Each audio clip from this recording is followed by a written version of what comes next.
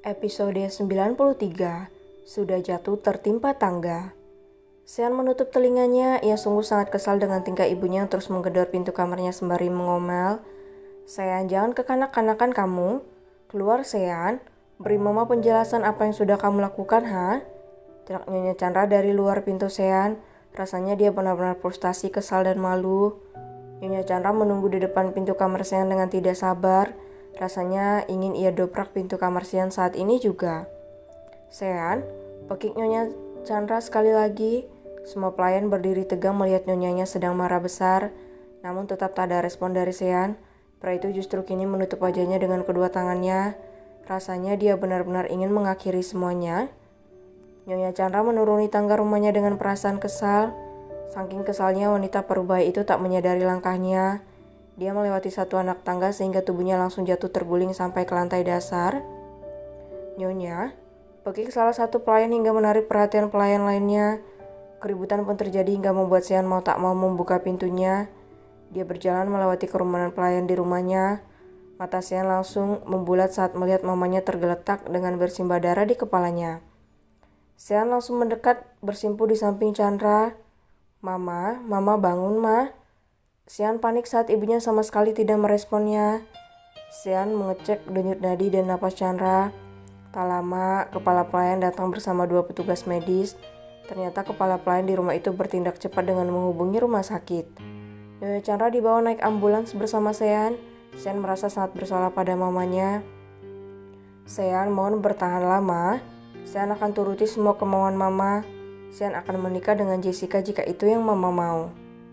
Sean terus menggenggam tangan Nyonya Chandra. Sebenarnya Sean sama sekali belum melihat berita viral dirinya karena dia terus-menerus mengunci dirinya di kamar dan mematikan ponselnya. Setibanya di rumah sakit, Nyonya Chandra segera mendapatkan penanganan karena luka serius di kepalanya. Sepanjang lorong, orang-orang menatap Sean dengan tatapan menghakimi, namun Sean yang belum tahu apapun memilih untuk tidak mempedulikan semua orang. Bukankah itu pria yang ada di video tadi? Berdasar tidak tahu malu. Ia hanya modal tampan tapi kelakuan seperti binatang. Seperti itulah beberapa selentingan dari orang-orang yang duduk tidak jauh dari Sean. Bahkan ada beberapa ibu-ibu yang tidak ragu menunjuk ke arah Sean. Aku dengar dia seorang dokter anak. Aku jadi takut membawa anakku periksa ke dokter.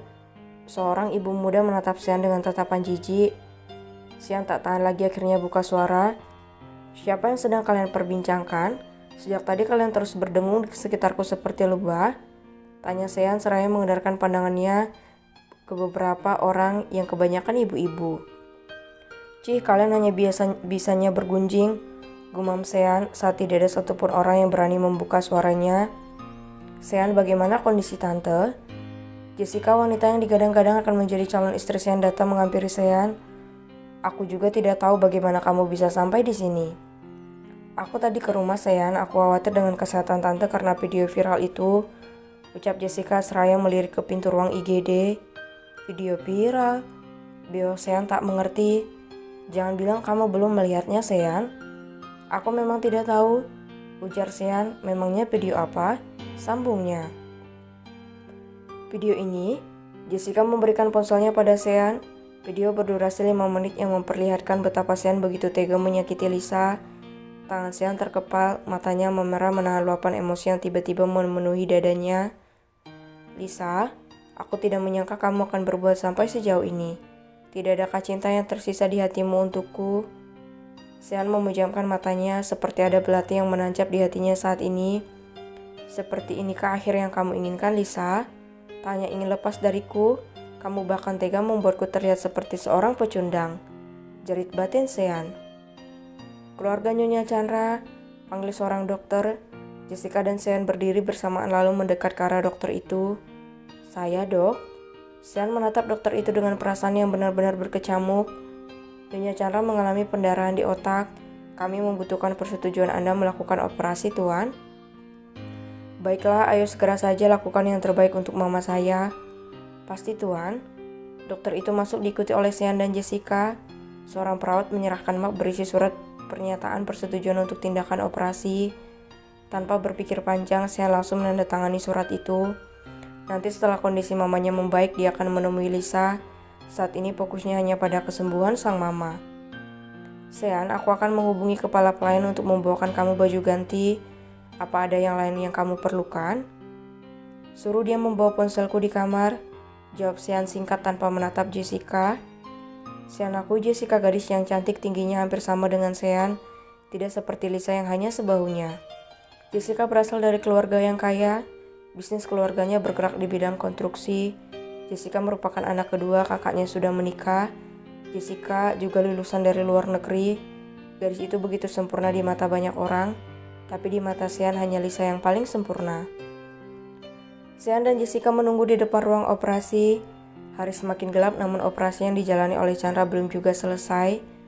Sean juga sudah berganti pakaian yang bersih. Ponsel miliknya pun sudah ada dalam genggamannya. Saat Sean menyalakan ponselnya, begitu banyak notifikasi masuk, terutama panggilan dari papanya. Belum lama ponselnya dihidupkan, deringan ponselnya membuat Sean terkejut. Halo, Pa. Apa yang telah kamu lakukan, Sean? Apa seperti itu caramu untuk menunjukkan keseriusanmu? Maaf, Pa. Sean akan menyelesaikan masalah ini secepatnya. Tapi masalahnya mama saat ini sedang sakit. Mama jatuh dari tangga. Lihatlah akibat ulahmu itu. Jika sesuatu terjadi pada mamamu, itu semua karena kamu. Setelah telepon dari papanya terputus, Sean meremas rambutnya frustasi. Hidupnya bagai sudah jatuh tertimpa tangga. Masalah dengan Lisa belum selesai, ditambah masalah video itu, dan sekarang mamanya juga masih belum tahu bagaimana kondisinya. Jessica mengusap bahu Sean, mencoba memberikan semangat dan dukungannya. Everything will be fine, don't afraid, liris Jessica. Sean melirik jam di ponselnya, dia sekilas menatap Jessica. Pulanglah, ini sudah terlalu larut. Maaf aku tidak bisa mengantarmu. Aku akan menemanimu, aku sudah meminta izin papa tadi, kata Jessica. Di sini tidak bagus, kamu bisa sakit, Jess. Jessica tersenyum, dia merasa senang karena Sean memperhatikannya. Aku tidak apa-apa, Sean. Sungguh. Baiklah, terserah padamu dan terima kasih kamu begitu perhatian pada mama. Bagaimanapun Mama Chandra adalah calon mertuaku, sudah sepatutnya aku menjalin hubungan yang baik dengannya.